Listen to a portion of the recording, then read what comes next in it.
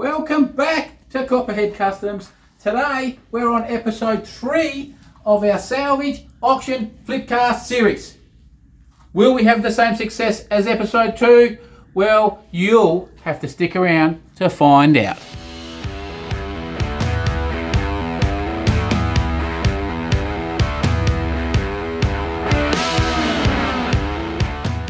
Yes, so as stated, welcome back, and this is episode 3 of our flip car series. Now this one is a car that we took in on trade.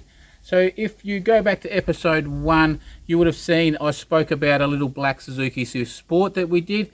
Well, I sold that to a previous customer, so I'll talk to you about that later, about doing a decent car so that you get return business. So I sold that to a previous customer as their daughter had hit a kangaroo in her little Suzuki Swift. So they purchased that little black one and wanted to trade in their smashed one, which is just over here. So we'll have a look at this. This is what we took in on trade. Now this one is a little bit rough, and I've actually done a little bit of work on it off camera. I wasn't sure if I was going to film this or not. So I'm in the middle of sanding down the roof. As you can see, at this area it has really bad clear coat peel. So like I said, this car is a little bit rough. So we're going to sand this down, repaint it and re-clear it. We've got some petrol staining down here on the bumper and this rear quarter, so we've got to do the same to that. Now on the bumper, I'll probably just mask up along the edge there, do that little bit, and we'll do this section from this body line down. We've got a bit of damage here. We'll see how fussy I get. I probably won't get too fussy. We'll probably just blow that in so it looks a bit neater. The rest of the body I'm not going to get too fussed with. We are just going to give it a cut and polish. If we come to the front, which is where all of our damage was, as you can see, our bonnet, now this is a bonnet I've picked up from the wreckers for $100, but it had the same clear coat issue, so we're doing the same with the bonnet. We'll give that a quick squirt with the blue paint and clear it. And our bumper bar is a new bumper bar, new second-hand bumper bar we got for 120. So we spent 120 on parts. I threw a new headlight in it because I had one in the cupboard. And under here, this rad support panel was replaced on the top, and the vertical piece over here was dollied, hammer and dollied back straight. A bit of a pull with the come along to get all that sorted. Now, I spent about 2.5 hours repairing all the damages to the front, which we didn't record, and now that's what we're doing. We're going to quickly paint this, quickly paint the roof, give the car a good wash, buff, detail. The inside will come around, I'll show you inside. The inside is very, very, very piggy and needs a real good detail. Part of the deal was they got to keep their new stereo, so I've just got to throw a quick stereo in, but I've got heaps of them in the cupboard. Good vacuum clean, and that will be all that we'll do on this. Now, because we took it into trade, I just lowered a little bit of money off of my asking price, not a lot, and so the car honestly does not owe us a real lot of money at this stage. So basically, we definitely should make some sort of a profit on it, because we basically just took a little cut of our last car's profit to get the purchase price. Yes, and it got the deal done on the last one. So should be quite easy fix, and we should make a little bit of money on it for not a lot of work. Probably be 8 hours all in on this we will spend. Now, as I said earlier, something that you want to do with your cars is set them at have you pick your standard that you want to bring your cars to, and generally try to take a lot of the cars to that standard. That way, if you sell a good product, you will get return business, and that's what we do. We get a lot of return customers come back, recommend family members, because we end up selling a pretty good product at the end of the day. And one thing we do with that is to try to generally bring each car up to that level that you pick what level. So a lot of people would have just probably sold this as it was, maybe fixed the damage and then just sold it. but we'll go the extra step and we will get rid of the clear coat, etc., fully detail it and just make it look a bit more of a nicer car. Quickly go over the mechanicals to make sure it is all good for the next owner, and then hey, they might come back and buy another car off us down the track. So will we make profits like the last one? No way known, but that's the thing, you've got to take the good with the bad. And with all that said, let's get onto it, finish sanding the roof, get some paint on it, give it a clean, and get this one out of here and get on to the next one.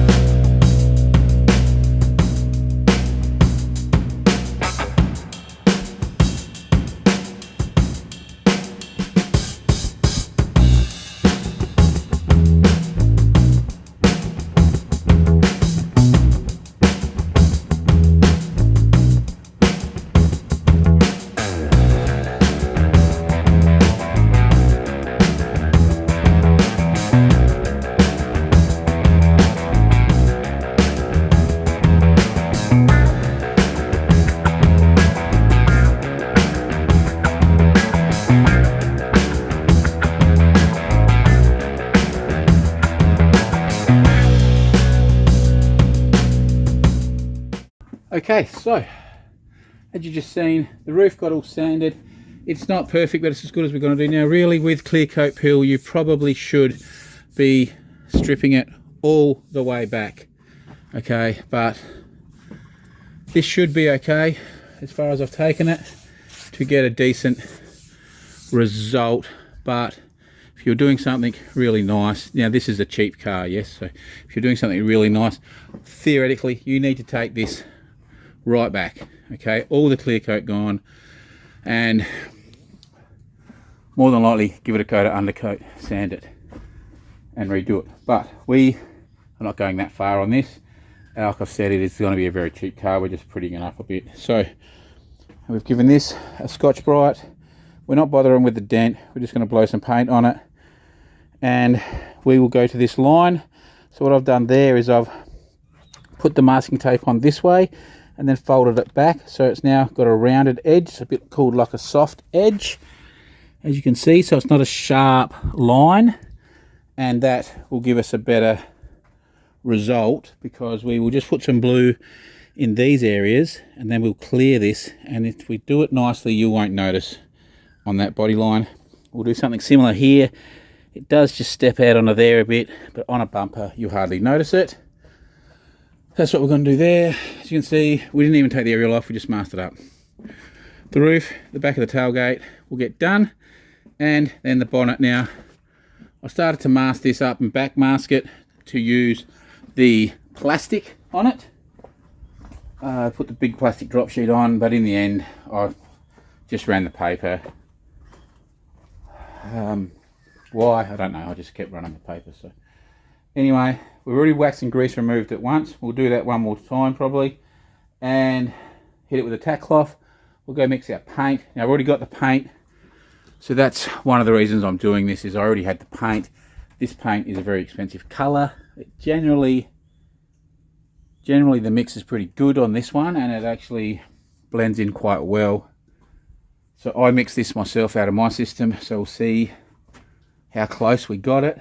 I had it sitting in there from another car, so I have approximately, I've got a tin this big nearly full, so I think that's, I'm not sure if that's 250 or half a litre.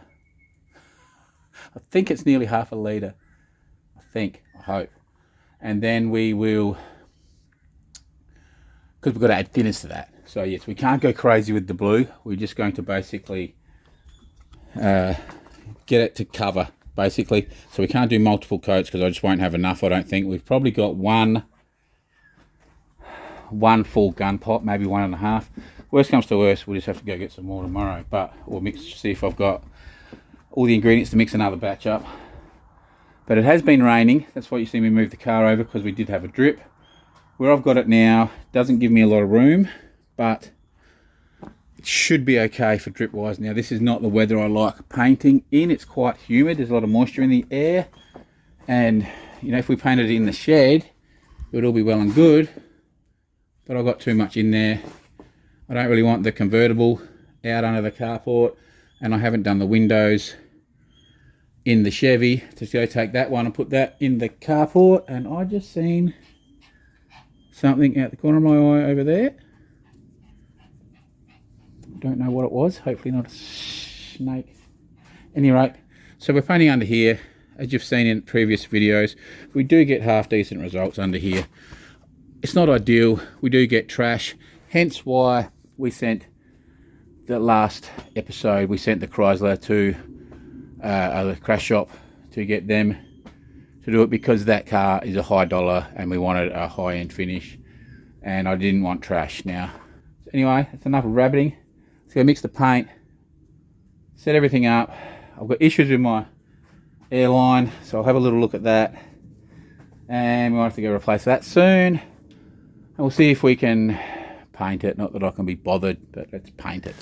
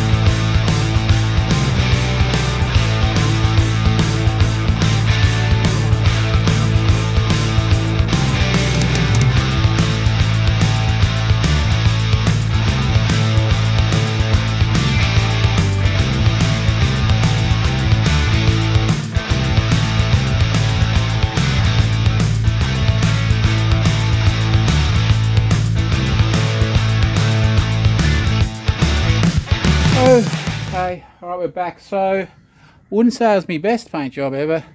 We had some dramas with that.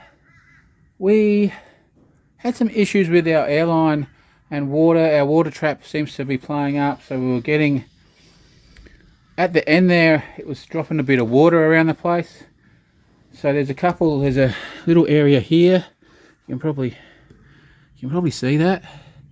See, it's not trash, that's actually where water got on. And there's a few bits on the bonnet at the very end. I got a few bits on the bonnet over here in this area, so easily fixed if I want to. It's just a little light sand. There's enough clear on there and a bit of a polish. So we had a little drama, but our colour looks, you can through the camera it nearly looks perfect, but it is probably a tiny bit darker. But remember, this is brand new and this is 18 years old, and not looked after. So we will polish this and bring it up, and it will get it a lot closer. Now, as you can see here, see there, it looks completely different, but that isn't. That's just the angle. If you look at that angle, it looks spot on. So you cannot even notice that little line there at all. I'll put you right up onto it. So that's a very good little trick for you. And the same on the corner of the bumper. Now it does look like it's a darker shade there, but that's also to do with the angles. We'll do that, but like I've said, all of this other paint is old and dingy. So by the time we give that a cut and polish, it will look very close. You should be able to see the difference there, how much darker that looks. But again, you come to this sort of angles and they look good. So by the time that's polished, it should look all right.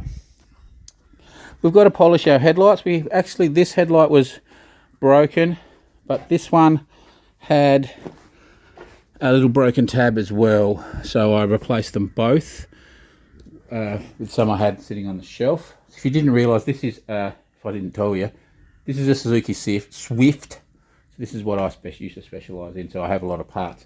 So like I said, we bought that bumper. It's a little bit ratty. It's got a little crack there, but we're not bothering with that. You can probably see, but here you can tell this is filthy. But, you know, we are a bees out, but looks much better than what it was. A lot more presentable. And remember, these are cheap cars. This one honestly has 266, I think, thousand kilometers. At this stage, the aircon doesn't work. I think it needs a compressor. I don't know if I've got any in stock, and I don't know if I'm going to put it on or not. I normally would. I always do, but we're going to sell this cheap. Honestly, between $2,000 and $3,000, I think, for this car. So we just showed you how to polish the headlight, and it didn't record. So anyway, we've done the other headlight. As you can see, the difference between this horrid yellow looking one and that one, and it basically took a couple of minutes. So we'll go through it again on this side, which would be the second time for me, but the first time for you. So, piece of 2000 grit sandpaper, wet and dry sandpaper. It costs you about $1, okay? You might have seen me do this before, but if not, take note. It is so simple. So just some wet and dry paper, bucket full of water, and start sanding it. Now see how yellow this headlight is, and if you see the water that's going to start coming off of it, it is very brownish, milky brown. As you can see through here, it's a brownish tinge to it. So we want to keep sanding this till the headlight looks a lot cleaner, of course, but until this residue we're sanding basically just looks a bit like a whitish colour, which means we're just sanding clear coat at that stage, no more dirt. So at the moment, the brownish colour is all the dirt coming out of the headlight. Somehow it gets yellowed and embedded in. So we just keep doing this for a couple of minutes. My sandpaper is quite worn out because it's not a new one, so it'll take me a touch longer. We'll do this. You can see the difference already through that centre section I'm working on. Now you may want to mask up the sides of your paintwork so you don't sand into your paint. And this is it. So there's lots of different kits, techniques, whatever. People charge good money, 50 bucks a headlight I think to do this. But honestly guys, it is so simple to do. Just do it yourselves, eh? For $1 basically.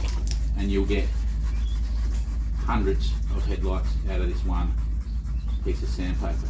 So just go through, careful on your edges, not to hit your paint. Just keep sanding, like I said, until that residue starts to look a bit clean. As you can see, this area at the top here is already looking good, and the whole headlight actually is looking 100 times better already. So we want to sand all this, then we want to polish it. Now I have a buffer, but you can just hand polish it. It will just take you a little bit longer. And if they're really bad, you can do this with various different grits. You know, maybe an 800 or 1000, and then go to the 2000. You could even go even finer after if you wanted.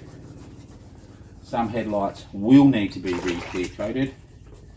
if they have started to lift the clear coat, but generally 9 times out of 10 this is all you need to do. Now you can see it's a lot better, but it still has a bit of dirt in it, and you can see the edges here are still a little bit yellowed. So I'm nearly there, another minute or so. So we'll come back when I finish this. It'll only be another 30 seconds or a minute. So there you can see, we could probably go a little bit harder on this one if we wanted, but a little bit of polish on. Let's see how good we get it to come up.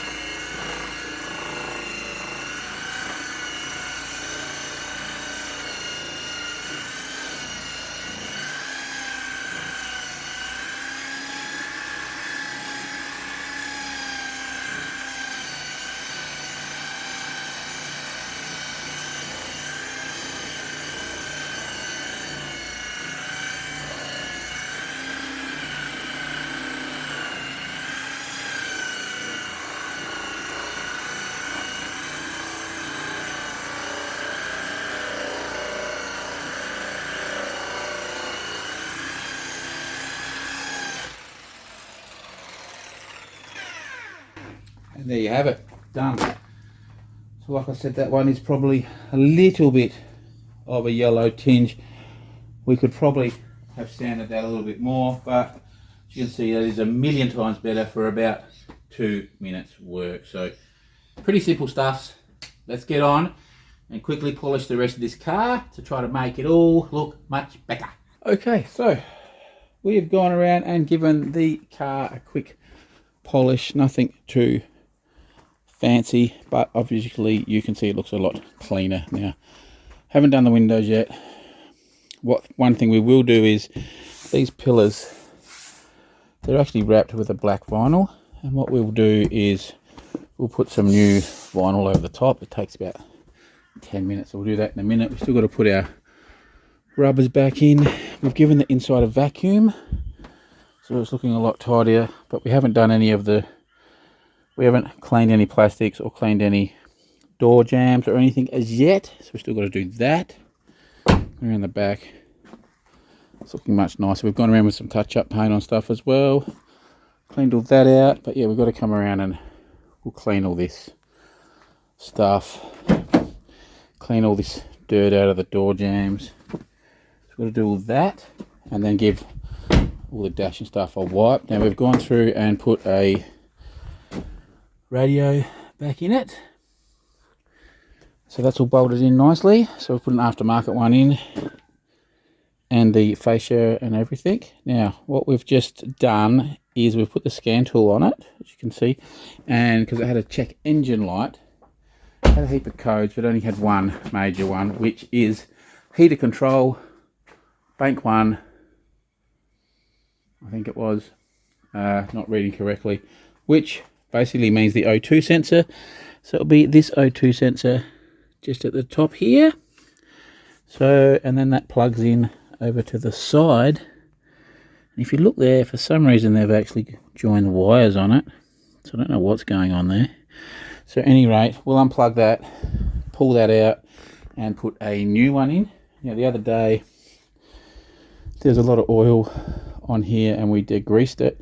And what it is the rocker cover gasket on these, the rocker cover here, the gasket leaks. It's very renowned for it. What it means though, if that's leaking, is that underneath this cover is our coils and our spark plugs, and there's the little circle gaskets. So what it will mean is I'll nearly guarantee there will be oil has leaked in and is down in with the coil and the spark plug. So we're going to pull that off, because some of the other codes were random misfire occasionally. You know, they were history, not current, but there was a misfire on each cylinder and then a random misfire code.